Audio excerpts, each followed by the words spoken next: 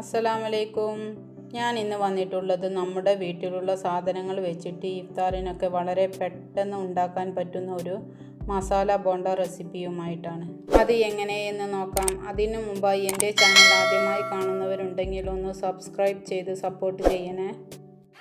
ഒരു പാൻ അടുപ്പത്ത് വെച്ച് ചൂടാകുമ്പോൾ അതിലേക്ക് 2 സ്പൂൺ വെളിച്ചെണ്ണ ഒഴിക്കുക. എന്നിട്ട് അതിലേക്ക് ഒരു വലിയുള്ളി ചെറുതായി മുറിച്ചതും 3 പച്ചമുളകും ചെറുതായി മുറിച്ചതും ചേർത്ത് നന്നായി വഴറ്റുക.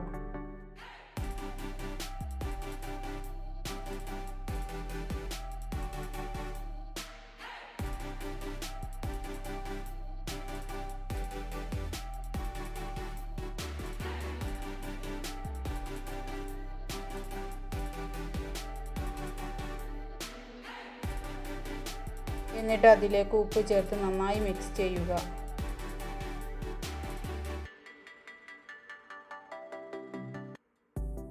ഉള്ളി നന്നായി വഴണ്ടി വരുമ്പോൾ അതിലേക്ക് ഇഞ്ചി വെളുത്തുള്ളി പേസ്റ്റ് 1 സ്പൂണും ഗരം മസാല 1/2 ടീസ്പൂണും ചേർത്ത് നന്നായി മിക്സ് ചെയ്യുക.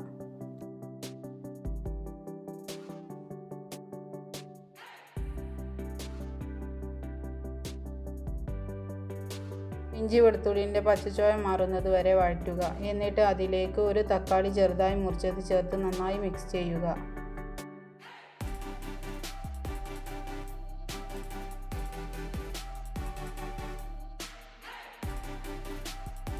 എന്നിട്ട് അതിലേക്ക് ആവശ്യത്തിനുള്ള കറിവേപ്പില ചേർത്ത് നന്നായി മിക്സ് ചെയ്യുക.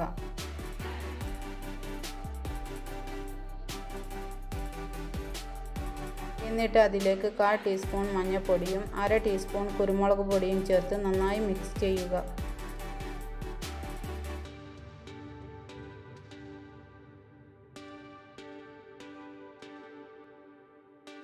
എന്നിട്ട് അതിലേക്ക് 2 ഉരുളക്കിഴങ്ങ് വേവിച്ച് ഉടച്ച് വെച്ചത് ചേർത്ത് നന്നായി മിക്സ് ചെയ്യുക.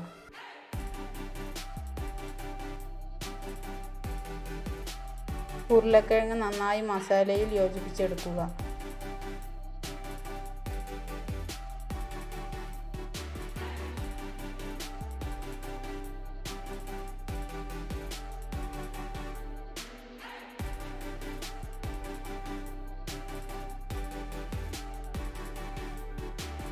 ഇപ്പോൾ മസാല റെഡിയായി. ഇനി ബോണ്ട മുക്കി പൊരിക്കാനുള്ള ബാറ്റർ റെഡിയാക്കാം.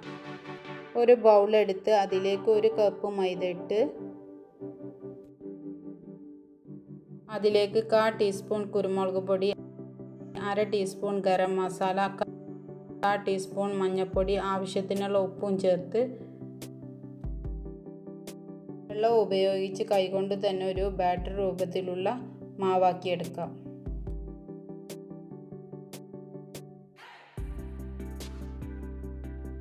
കൈകൊണ്ട് തന്നെ നന്നായി മിക്സ് ചെയ്യുക.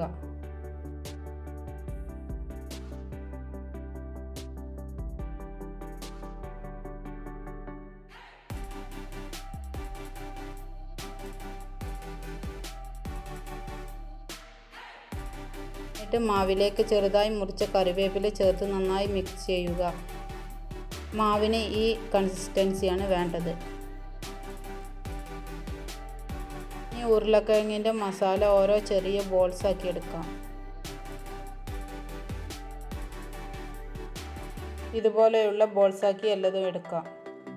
ഇനി ഫ്രൈ ചെയ്യാനുള്ള പാൻ വെച്ച് ചൂടാകുമ്പോൾ അതിലേക്ക് ഫ്രൈ ചെയ്യാൻ ആവശ്യമായ ഓയിൽ ഒഴിക്കുക. എന്നിട്ട് ഓരോ ബോണ്ട മാവിൽ മുക്കി ഫ്രൈ ചെയ്തെടുക്കാം.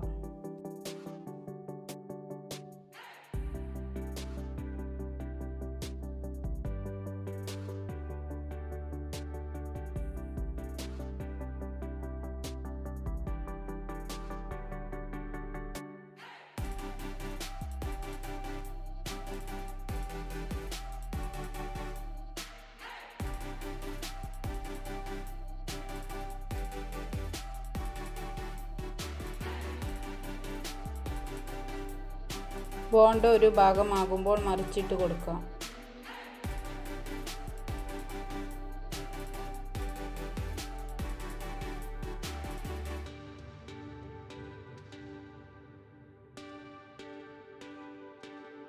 ഇപ്പോൾ 2 ഭാഗം ആയിട്ടുണ്ട്. ഇനി ഇത് എണ്ണയിൽ നിന്ന് മാറ്റാം.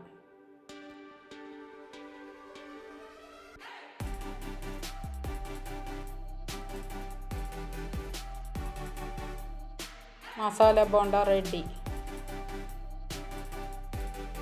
എൻ്റെ വീഡിയോ ഇഷ്ടപ്പെട്ടാൽ ലൈക്ക്, ഷെയർ, സബ്സ്ക്രൈബ്, ആ ബെല്ലൈക്കൺ ഒന്ന് പ്രസ് ചെയ്യണേ. ഇനിയും നല്ല നല്ല റെസിപ്പിയുമായി ഞാൻ വീണ്ടും വരുന്നതായിരിക്കും ഇൻഷാ അല്ലാഹ്. Thank you for watching.